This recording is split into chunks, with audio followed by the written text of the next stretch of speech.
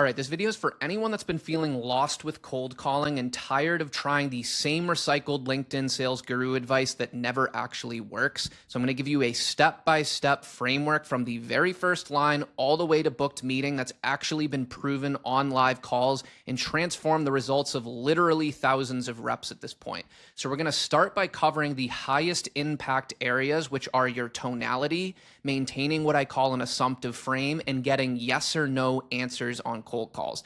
Then we're going to break down the value statement framework, which is the big differentiator from the common sales enablement frameworks you've probably been taught. So we're going to cover openers, scripts, objection handling, frameworks for all of that. We're going to talk about a process I call coiling the spring, which is how you can become more efficient at cold calling, just as important as any script. And then we're going to go through lots of different script examples so that it's crystal clear how you can actually apply this in your own role. So more on this later, but for those of you that feel stuck on the cold call hamster wheel, you are working hard, you are putting into practice what you're being taught, but none of it's resonating and you're not getting any better, check out the links in the pinned comment and description below to Cold Call Mastery. I felt the exact same way. This is the cold call course community teaching the framework that broke me from that same spell. This is exactly what I would leave myself if I had to step-by-step learn cold calling from the ground up again as quickly and efficiently as possible. So hope to see you in there. But with that, let's get into the first main pillar of this video, which is the highest impact areas to improving your cold calling ability, which is tonality and confidence, maintaining what I call an assumptive frame, and this concept of shots on net. So you hear a lot about the importance of tonality in sales. You'll get at these sales enablement trainers that say tonality is 90% of your success on cold calls. They'll pat themselves on the back like they just said something profound, but it's like, how do you actually sound confident? What does that actually mean? What I have found is some of the most concrete ways to sound confident on cold calls is one, using a downward inflection. And I always use this classroom analogy to help make this point. So picture yourself back in school, a teacher puts a problem on the board, asks two students what the answer is. The first one raises their hand and says, the answer is 7. And the other student says, the answer is 7? Both said the same thing. They gave the same answer. They're both right. But who do you assume is more confident, has a better grasp on the material? Who is the better subject matter expert? It's the first one because they said it with a downward inflections. So I tell reps, say things like you mean them. It's hard at first, especially when you're new, but you can't sound like you're walking on eggshells because that is hurting your results more than any script. You need to say things like you mean them. You're not asking for their permission or seeking their approval. You are valuable. You are telling them who you are, why you're calling, what you want. We'll get more into that. And your value is implied. The other key balance to this is not sounding overly excited or salesy, but also not too flat and mechanical. I call this balance professional enthusiasm. You're maintaining a professional frame and you sound like you want to be there, but it's not, John, this is Connor Murray calling from XYZ company. How are you today? Awesome, Connor. So reason for the call is I work with a lot of CFOs in the banking sector and they tell me XYZ. It doesn't sound genuine. You sound salesy. Everyone knows what this feels and sounds like. So you want to listen to your calls and it's like, would I take a meeting from this person or would I stop what I'm doing in my busy day to listen what this person says? Or does it sound like they're trying to sell me something? But you also can't be too flat. I'd rather you be on the excited side and learn to dial it back. But I call the balance professionally enthusiastic. So some of the best methods for leveling up your confidence is one, being thoroughly prepared. This is applicable to anything beyond just sales. Generally, when you're confident, you are going to know what to do. That's what makes you confident and actually sound confident. So it comes from insane repetition and practicing behind the scenes, recording yourself so that when the prospect says hello, you know what you're going to do for that next 30 seconds. You're also prepared for what the outcomes could be. So that's i.e. objections. You're prepared for the most common objections. And the way I view it is you're almost plugging holes by preparing for common objections that trip you up. So for most reps, I say start with the most common 3 to 5 objections. But then when you hear one where you're like, that's the third time I've heard it this week and I don't feel like I have a good response ready to go for that, you're going to want to set aside some time and plug that hole. And then when a new one comes up, plug that hole. And eventually you plug enough holes where you're like, I know what to do. I am very confident that in 90 to 95% of scenarios, I am going to know at least what to do. That's what makes you sound more confident. It naturally comes out. Next, maintaining an assumptive frame. So the first big key to this is it's a mindset shift that I refer to as assumptive alignment. So if you're an SDR and you have a set territory, maybe you have some account executives, or if you're an account executive, if you have accounts or prospects that are assigned to you in your CRM, they are your leads, your accounts. That is the way I look at it. I am being paid to meet with these accounts. You're almost like a consultant, and the prospect doesn't know otherwise. They don't know if you're a sales rep or a consultant. And I almost view it as like, you're not letting me do my job otherwise. When I'm calling them, I'm almost surprised if they don't want to meet with me, because I'm like, well, then who am I going to be? I have to meet with someone here. That's not what I'm saying, but that's the mental frame to have. You're positioning yourself as a consultative and valuable resource to the prospect moving forward in key business areas they care about. And that's why my language and tonality implies a meeting will be taking place, not asking if this will be worth their time. Now the prospect needs to break your frame, and it changes the path of least resistance. When you say something like, yeah, let's set up some time later this week, are mornings or afternoons better for you? The assumption there is this meeting is happening. You're just trying to figure out what day and time works best. Where if you're like, so would you possibly be free next week if you have time? Now the path of least, it's easy for them to be like, no. Where the first one, you're putting up this hypothetical glass wall that they need to break first before telling you no. So the next big key to this is eliminating what I call passive language. I kind of just gave you an example there, but when you're not assumptive or you're not implying the meeting will be happening, you hear common phrases from reps like this. If you're interested, I'd love to set up a quick time to chat. If you're available, it'd be great to set up some time next week. Do you possibly have time next week? It usually starts with if or possibly, and it has this upward inflecting tone rather than a downward inflecting tone. And then in replacement, you want to insert stronger, more assumptive language. This is the quickest way to start getting better results over the phone. If you implement one technique, it's this: change language like this. Again, catch yourself, record yourself, and replace it with, I'm looking to set some time this week too, or let's set some time this week too. What I'd like to do is find a time later this week too. And this is the key formula. If you make an assumptive alignment, that's the mindset shift you make. You use a downward inflection plus stronger, more assumptive language. That is what equals an assumptive frame. And then finally, when doing all of this, here, let me get my head out of the way here. Your key goal is to set a meeting. That's what you want yes or no answers from around, is setting a meeting, time on their calendar. That's what I mean by shots on net. If you don't ask for the meeting, you didn't give yourself a shot on net or a chance of booking the meeting, no matter how good the call felt. So I always remind reps, your objective is to book a meeting. You are selling time. You are selling yourself, again, as a valuable resource in key business areas they care about, and selling that it's worth 15 to 30 minutes more time to set aside to either meet with you, your team, and learn more about what you do, challenges they're facing, how you can help, etc. So that's what we're selling. 15 to 30 minutes of time, not your entire solution. A lot of people, when they're new to cold calling, new to the company, they feel like they have to be ready to sell their company's value proposition, and they have to do things like uncover BANT, which stands for budget, authority, need, timeline. And really what you're doing is selling a meeting to an ideal customer profile. I think it's ridiculous when companies think or demand that in order to set up a meeting, you have to fully qualify BANT. It's like, that's the AE's job. That's your job as an AE, is to create a need, teach someone about a problem they're not thinking about and how they could be approaching it in a better way. Or if they don't have a timeline, it's like you could be meeting with all of these people that would turn into qualified opportunities, but you're not setting a meeting with them because they haven't explicitly given you a timeline for the initiative or the project. That's ridiculous to me. So you don't need to know all the answers. Use uncomfortable moments. I did this all the time as a new SDR. If I didn't know the answer to something or it was getting a little out of my depth, I would use that as a natural reason, and that's why I wanted to introduce you to my senior counterpart or the rest of my team so that we can discuss this in more detail. And again, if you don't ask for the meeting, you have a 0% chance of booking the meeting. That sounds obvious, but if you're going to make 100 cold calls a day and spend all the time doing that, you want to make sure you're giving yourself the best probabilities on each call that you're going to book the meeting. So our scripts, and you'll see, should be designed to get yes or no answers to scheduling the meeting. Most are not. Most are around doing way too much discovery that should be done on that meeting when they're actually in a state where they're ready to listen and you didn't just interrupt them in the middle of their day.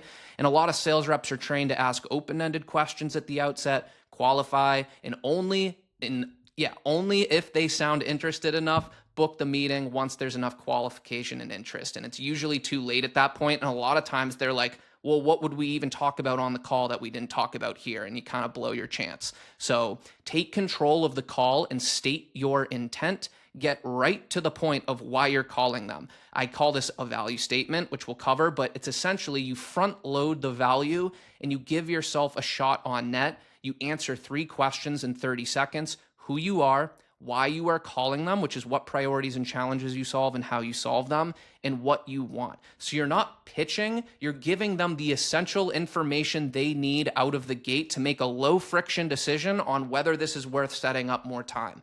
That is it. And it gets you off to way stronger starts and a way stronger base to the call. You proactively avoid a lot of objections we'll get into. But now I want to get into actually teaching you all how to do that using the value statement framework and answering those key questions: who you are, why you're calling, and what you want.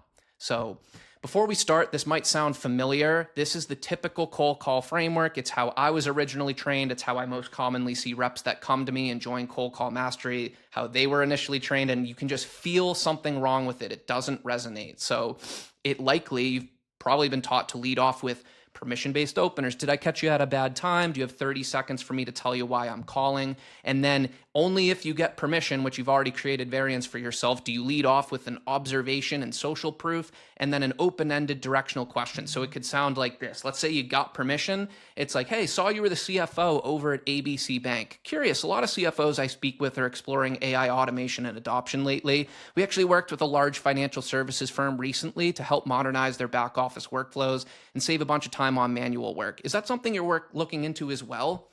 And they're like, what are you talking about? Like, they were probably in the middle of something, maybe even in a meeting or ripping through some spreadsheet or something, and you're just asking them random questions like this, and in their head they're like, who are you? What do you do? Where are you going with this? How long are you going to be here? And that's why you start to get these defensive tones. I know I get calls like this. It'll be even in a different industry. When I was changing jobs a few months ago, I get a lot of calls from like financial advisor firms, and they're like, Connor, curious, saw you change job recently. I work with a lot of tech sales professionals to do X, Y, and Z. Have you been thinking about this? And in my head, I'm like, dude, I don't want to be rude, but like I have a demo in 2 minutes. If you made it clear how you could potentially help me and gave me the out to set up a meeting later this week, I'd maybe take you up on it. But right now I got to get off the phone. That's what's going on in my head. So common struggles that arise as a result of this is reps lose control of the call because you're creating variants. You haven't told them anything about your value proposition yet. You haven't earned the right to start asking them questions. So prospects give reps defensive tones, which are objections in themselves. And there's also no repeatability in structure, and it's difficult to scale this because the answer is going to be different every time. Who knows if you get permission? There's a million different ways the cold call could go when you start out asking for permission, leading off with open-ended qualifying questions. So what I do instead is the value statement framework. This was the shift I made that started making cold calling a lot easier and more effective for myself. So the guiding principles of the value statement framework is: 1, the burden of proof is on us as the cold caller to deliver value first, to front load the value before we start asking them questions. Next, we want to take control as a result and do most of the talking for the first 30 to 45 seconds. The value statement itself should ideally be in the 20 to 30 second range, and you need to answer 3 key questions: who you are, why you are calling them specifically, and what we want. Next, we're focused on selling the meeting. We don't need to sell the prospect the value of our solution on a cold call, and we're positioning ourselves as a valuable resource to the prospect moving forward in key business areas that are relevant to them. It's a more consultative approach to cold calling. Other goals of the value statement framework: it's designed to give you control over the cold call process and eliminate variance so that you're prepared for what to do or what the outcomes could be at every layer of the cold call. Next, it's designed for you to be targeted at scale. We're going to go into this when we get to the scripts, but one value statement is meant to work for a large list of leads. You don't need to change much about the individual value statements. You're kind of just plugging and playing different keywords based on the persona, and you're naming different priorities and challenges while maintaining mostly the same structure. That's what helps you move really fast and not have to do research in between every dial.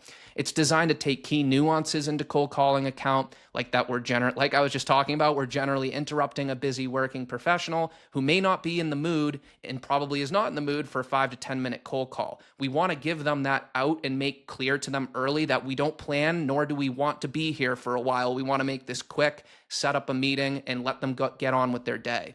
And then it's designed to give you multiple shots on net or probabilities of booking the meeting.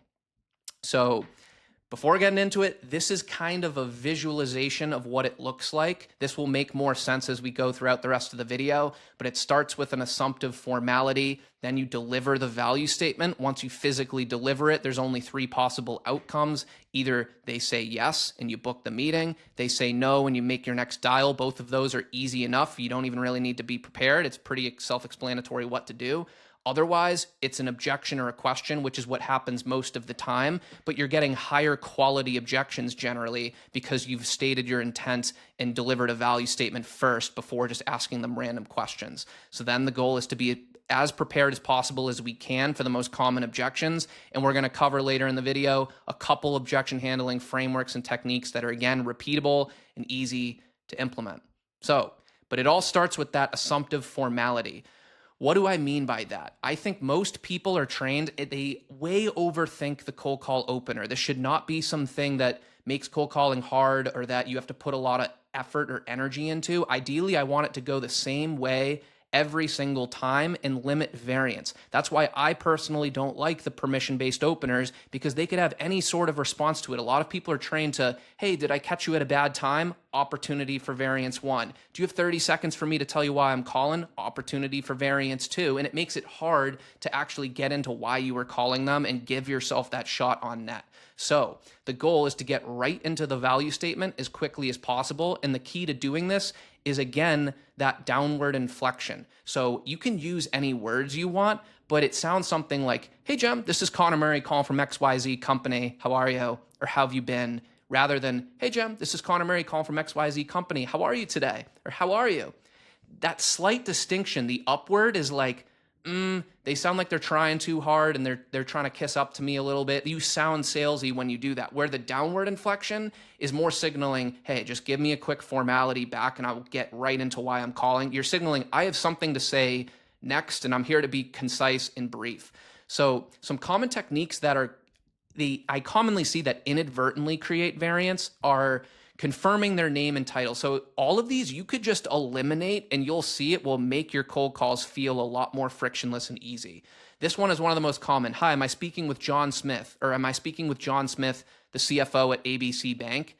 And a lot of times it just causes a defensive guard to go up. It's not necessary. You should just assume you have the right person. I get that the data is not always right, but you're going to find out very quickly. If it's not John Smith and they're like, what are you talking about? I'm an electrical engineer. It's that call is going to end pretty quickly. So it's not worth putting them in a defensive frame, because now they know this person doesn't know me. I wasn't expecting this call. Just think about it. Like if I got a call and it was like, hi, am I speaking with Connor Murray? I'd be like, yeah, I'd be pretty nervous and defensive.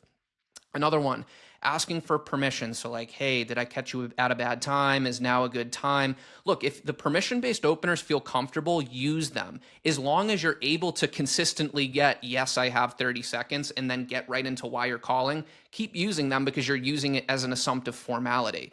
Or just doing too much in general, like, hey, you're going to hate me. This is a cold call. Again, look, if you got the tonality and the personality to pull that stuff off, great. It sounds good when people post it on LinkedIn, but those are usually very experienced people or people with distinct personalities. For the average Joe, which was me, when I tried doing that stuff, I felt so cringy and it just impacted. It's just, you're putting yourself in a submissive frame when you do that. I more want to be assumptive. I'm going to tell you what I have to say next. Just give me a quick formality back.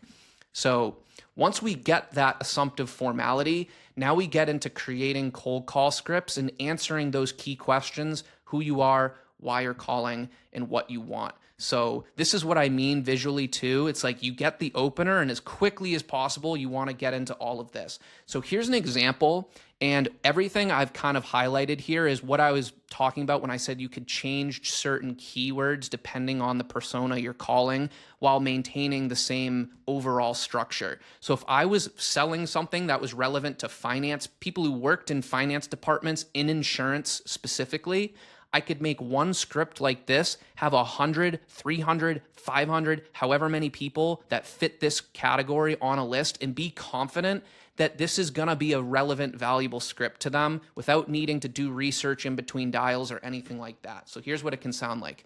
Hey, Jim, this is Connor Murray calling from Capital Site. How you doing? And they give me that assumptive formality. Good, yeah, I'm just reaching out because I'm part of the financial applications team here that works with insurance organizations. So anything related to claims analysis, fraud detection, risk assessment, things like that. And usually our focus is around implementing BI capabilities that segment customers and analyze claims in real time, and then also to create customizable dashboards that are interactive and made for self-service reporting. So I know that's high level, but I'll be your main point of contact here for any priorities you may have in these areas going forward, resources you may need, anything like that.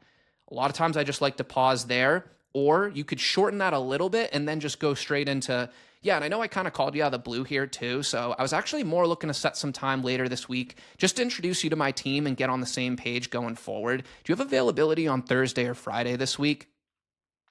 So I'm not saying these are the exact words you need to use, but it is this framework of make the opening as assumptive and concise as possible so that you can just get into answering these 3 questions. And now they have a lot more information about who's making the dial. I promise you, a lot of people, as they're delivering stuff like this, they're like, oh, this sounds like a lot. Are they even still listening? And if you're speaking confidently and concisely and what you're saying is relevant to them, like I made this hyper targeted to finance personas in insurance. This is not some generic cold call script I'm spraying and praying. They're like, oh, this person might be able to help me, and they will listen. So whatever it is for you, ideally you want to fit everything after the opening into about 20 or 30 seconds. This is probably a little on the longer side. I just wanted to show what a full value statement could look like, and people can dial this back and trim it down. But you can see how if I was to call, I don't know, HR personas, I would replace what was in here that I made relevant for finance personas with HR specific priorities, but I could still keep this who, why, what structure. And what you find is a lot of people respond more positively to this. They give you higher quality objections, and now they know the intent of your call, and they drop that defensive tone that they often give you when you just lead off with open-ended, curious, are you focused on BI capabilities, or do you segment customers or anything like that? You haven't earned the right to start asking those questions yet. So this is what we're looking at is take control as quickly as possible, deliver that value statement, and when you physically tell them who you are, why you're calling, what you want, there's only 3 possible outcomes now, and they're within your funnel. Either when you get really good at it and you sounded confident and you genuinely got someone who's a little busy, but they're like, what that guy said is interesting. A lot of times the outcome is they say, yeah, sure, thanks for reaching out. I mean, I'm about to head into a meeting, but I do have some time on Thursday, and you set it up. Otherwise, they might get a hard no, which includes being hung up on, take me off your list, you're a scammer, never call me again, in which case make your next dial. Make a note and make your next dial. Both of those, you don't even really need to be prepared for. It's pretty easy. So otherwise, now this is what I mean by maintaining control of the cold call. The only other outcome you really need to be prepared for is some form of objection or clarifying question, which I kind of put in the same category. So they could repeat. So can you tell me more about this? Or when you say implement BI capabilities, or it could be, I'm not the right person. We're already an XYZ customer. Now the goal is to be as prepared as possible for what to do in these scenarios. Again, giving ourselves shots on net and the highest quality chances we can of booking the meeting. So let's use an example of, let's say you deliver that value statement that I just shared earlier, and they're like, hey, Connor, thanks for reaching out. This sounds great, but I mean, we already have a solution, XYZ solution in place for this. A lot of reps, they are trained to immediately start asking questions. So how's that been going for you? What are you using them for? What are the use cases you're focused on? Are you open to making any changes? Have you had any discussions around that? And it's like, that's not bad, but you're not going to get someone to take a meeting on an off the cuff cold call. And the central purpose for taking that meeting is maybe I do want to change solutions. That's a monumental task that they're going to all of a sudden change their BI system or their HR system or finance system, whatever it is, on an off-the-cuff cold call. So what I choose to do, my first layer of defense is to not sell them on that. It's to double down and sell the time. The analogy or the acronym I use is ARA, which stands for acknowledge their concern, reassert why it makes sense to meet anyway, and then advance. And I tried to color code it so you can see in which part of the script I'm doing what. So if someone said that to me, we already have a solution in place, I wouldn't start trying to sell them on why we're better than that solution. I would say, got it. Yeah, that's actually why I was reaching out. We work with customers of ABC competitor all the time. So if there's ever a fit, we can move ahead. But I still think it at least makes sense to briefly introduce you our team, because we'll be the main ones here supporting you for any future priorities you have in these areas going forward. So do you have any availability later this week on Thursday or Friday? You're doubling down and selling the time. I'm not selling them against that ABC competitor. I'm just telling them it still makes sense to meet. You would be surprised when you can just meet them at the end of the sentence and you double down confidently like that. A lot of people were interested in what you have to say. They're kind of just naturally internally trained to like not give out their time so easily. So they give you an objection because that's just their natural reaction. But when you double down, they book the meeting here. If they still push back, now is when they give you a little more detail generally. It's like, no, we just implemented them 3 months ago. Our renewal's not up for 2 years. I really don't see why it would make sense to me. That's just an example. But here is where you've now earned the opportunity to open up the conversation and ask some open-ended qualifying discovery questions. That is the key distinction I have. You don't want to do that too early in the call when you haven't made your intent clear or made it clear how you could actually potentially help them. Now they are signaling they have time. You have made your intent clear. You've sold the meeting twice, and they're still choosing to engage with you.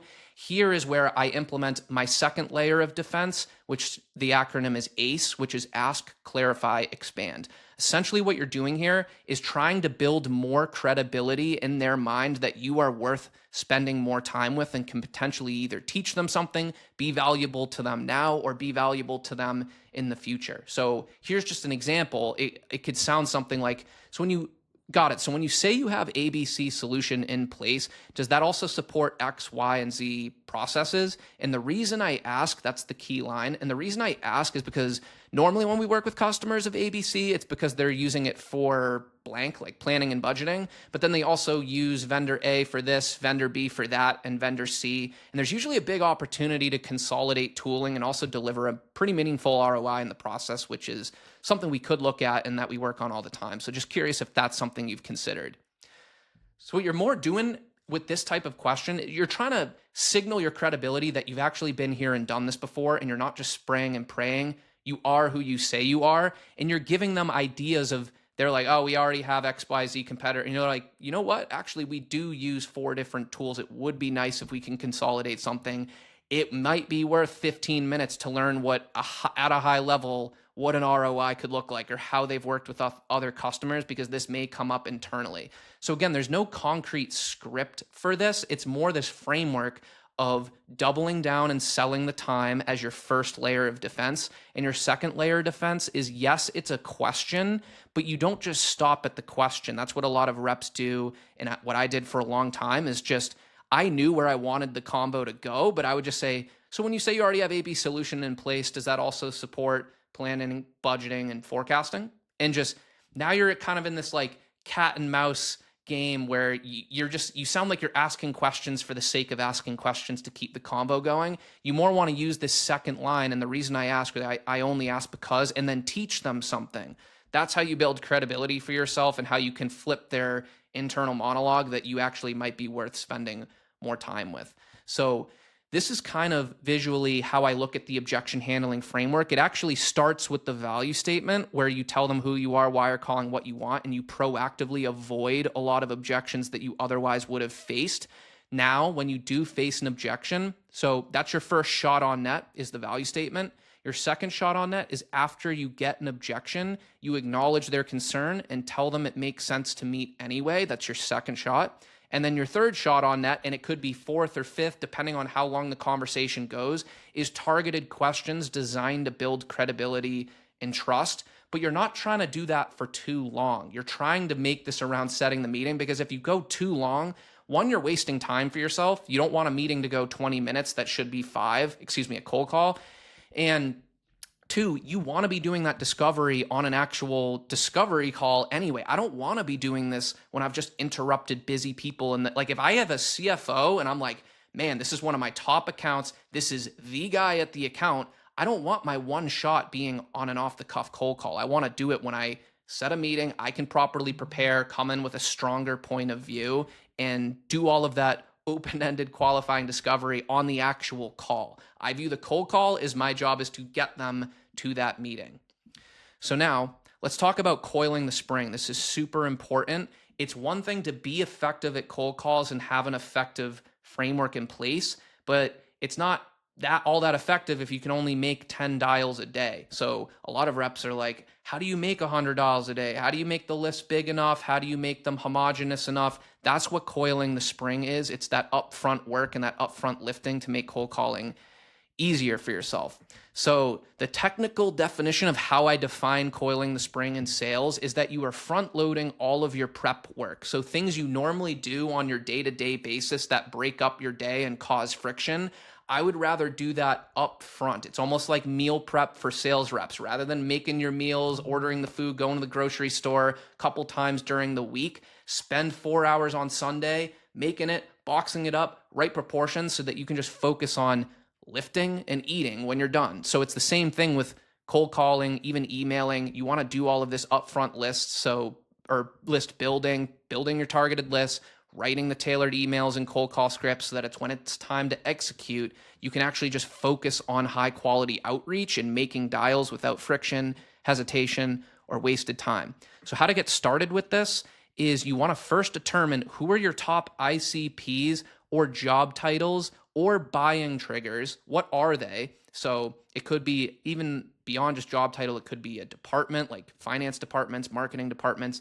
the job titles within those departments. Maybe it's certain industries, finance personas in retail, in life science. It could be a geography. Maybe you have a solution like it's a security compliance solution that's really good for the state of California and maybe a couple other states. So you make lists by state, and then strategically create those lists with one or more of those buying triggers. And then after that, once that's in place, create the cold call scripts and email templates that are targeted for each of those lists. That example I showed earlier of the finance persona in insurance, that's what I'm talking about. That script was highly targeted to a finance professional in insurance. If I had a different list of finance professionals in retail, I would use that same structure, but that highlighted text would be more reflective of priorities and challenges that are relevant to retail personas. So the reason this is so important is that otherwise, and maybe a lot of you already feel this, I know I felt it when I was new, is that these tasks will cause you daily friction, they will slow you down, and they will kill your productivity and make it difficult to cold call. So now you wake up knowing what to do each day because you have your list ready, you have the templates and the scripts ready, you can physically get your day started with almost zero work rather than having to sit down and be like, who am I going to contact today? How do I get them on a list? What am I going to say to them all? And if you do this right, you can set the foundation for weeks or months at a time. Again, it's that meal prep for sales rep, but the better thing about this is lists don't go bad. Once you set up enough lists, you can literally just set yourself up for the entire year so that you never have to do it again, except for little nuances that maybe you encounter throughout the year and you make a new list. But for the most part, you have everything ready to go. So when it comes to building high intent lists and properly coiling the spring, most reps wait to do this until they're trying to make calls. That's a big mistake. Every time you stop to research the prospect, add leads to your sequence in the middle of cold calling or think of what to say, you're losing momentum. And that's the daily friction that kills your productivity and motivation and makes it difficult to stick with cold calling consistently. So again, you need to know what you're doing each day rather than coming up with what to do. So the way to do this is to pick your leads before you ever start dialing, group them by persona, by buying triggers, by intent signals. That could be new leadership hires, companies that recently made an acquisition, companies that recently hired a new or created a new product or division, whatever. Create your talk tracks and value statements that are targeted for all of this in advance. And then you know exactly who you're calling and what you're going to say before the day even starts. So some examples of what I'm talking about here is, if you need concrete examples, VPs of sales in SaaS. Like you could have a list in your CRM just titled VP sales parentheses SaaS or digital marketers parentheses banking. And now you go into your OneNote, your Word doc, wherever you keep the scripts, you pull up your VPs of sales in SaaS script if that's who you target, and you have the words to say, you have the list, and now you can just call one by one and not have to do any in-between dial research. It could be directors of IT and marketing, VPs of HR, specifically at companies that do 5K plus or have 5K plus employees. And the three capabilities you need to do this are: one, the ability to filter leads in a B2B database by your desired criteria. So that is so key. You need to be able to go into a database, filter by finance personas or a specific title, digital marketers, and then be able to click a different box that says retail, so that the list goes from 30,000 people down to 10,000, down to 600, down to 350. So it's totally dialed into what you want. Then you need to be able to, with the click of a button, add them to a list. And then you got their contact information on that list. If you can go one by one, calling them via the phone, you got their phone numbers there. That is all you need. A lot of reps, I hate when I hear I spend 4 hours exporting them to Excel and then manually typing in their information. Cold calling and just outreach and prospecting in this day and age in particular is impossible to be effective at if you need to do that. So I get a lot of questions on CRM tools. How do I use them? Automate focus on this first. Don't accept this bottleneck until these three capabilities are solved for yourself. Otherwise, all the effort you're putting into cold calling is being severely hampered. So this is what it can look like. So an unbatched list, this is what it looks like. This is a non-coiled spring list. And what a lot of reps do is they just throw together a random list of contacts and they're like, all right, I'm going to cold call for the next hour. And one contact is a VP of operations at Greenleaf Farms. The next one is an IT director at a bank. The next one is an IT at a cosmetics company. Then you got someone in procurement at a construction company. And it's like you have to rewire your brain in between every single cold call. You can't just say the same thing to all of these people. So what a batch list looks like is I got all these different people with different names. They all work for different companies, but they all are the same job title, in this case, a controller, and they all work in banking. So now I could call everyone on this list and be very confident that if I deliver the value statement that I created that's targeted for controllers in banking, I can be very confident that that is a highly relevant script for them without needing to look at their LinkedIn, their company website, their specific priorities. I've done the heavy lifting up front to make the homogeneous list, make the associated value statement, and I can just focus on executing. So what this would look like is if I had that list of controllers in banking, this may look familiar. This is the same script I showed earlier, except, hey, Marcus, this is Connor Murray calling from Capital Site. How are you? Assumptive Formality. And then, good, yeah, I'm just reaching out because I'm part of the financial applications team here that supports banking organizations like ABC Bank. And we mostly focus on priorities related to automating account recs, accelerating the month-end close process, and improving regulatory reporting accuracy, usually by working with finance teams to automate transaction matching, standardize reporting, and then reduce the overall reliance on spreadsheets across the close cycle. So I'd be your main point of contact here for any priorities you may have in these areas going forward, whether it's audit readiness, GL consolidation, internal reporting, anything like that. And I just wanted to reach out and make sure I properly introduced myself. If I said that to Megan or maybe I called Megan, she didn't answer, I could call Chris and be ready to say the same exact thing and be confident that it's going to be a highly targeted script. So again, in what I've highlighted here is what I changed. And basically what I'm doing is I'm trying to confidently position myself as a valuable resource to them in these key business areas I've named, so that as they're listening to me talk, they're subconsciously thinking, this person sounds like they know what they're doing. It sounds like they play in the space that's very relevant to me. A lot of what they're saying is important to me. Maybe it's not a priority right this instant, but I know it might be in the next 3 to 6 months. And it would be useful to be aligned with this person if they are who they say they are. They're not consciously thinking that, but that's the goal. I'm basically trying to name enough priorities that are relevant to the people on this list, deliver it confidently so that they agree that it's worth spending more time with.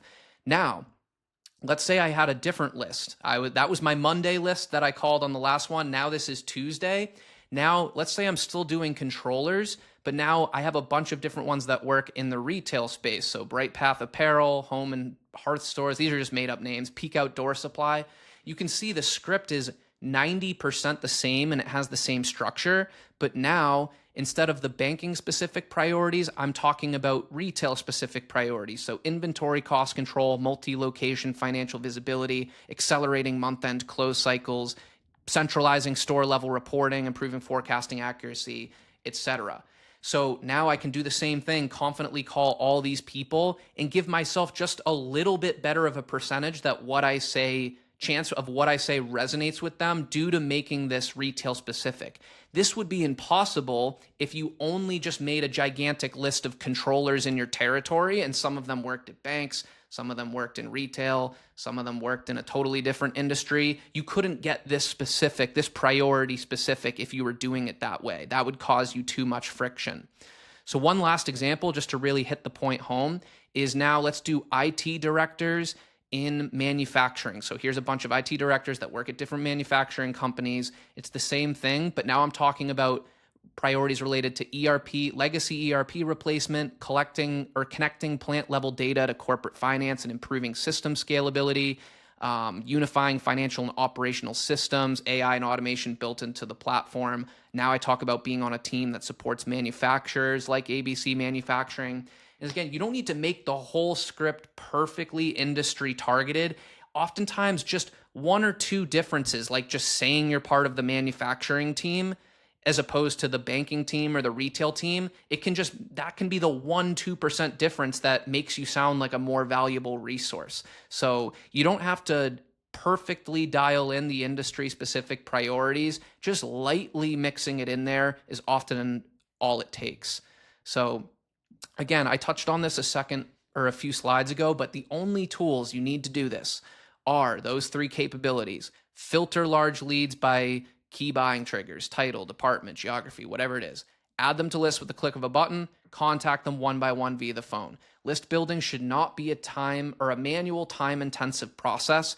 Don't ask, how do I use all of my CRM/sales tools? I meet with reps all the time. We have like 15 different tools. You don't need to use every single one. You need to use the ones that help you do this efficiently. What do I need my CRM tools to do for me? These three things.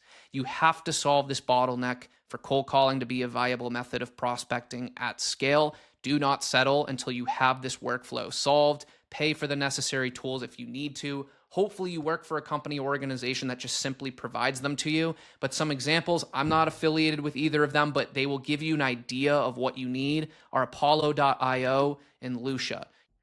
So if this resonates, if this is different than how you're being taught, if you're tired of trying all the LinkedIn sales guru advice, that is why I made Cold Call Mastery. I was in the exact same spot as you when I started cold calling. None of it resonated, none of it made sense. And this is the framework that totally flipped my results on its head. Live coaching in there. Hope to see you in there. But with that, thank you all for being here. Hope you got some value out of this. And I will see you all on the next one.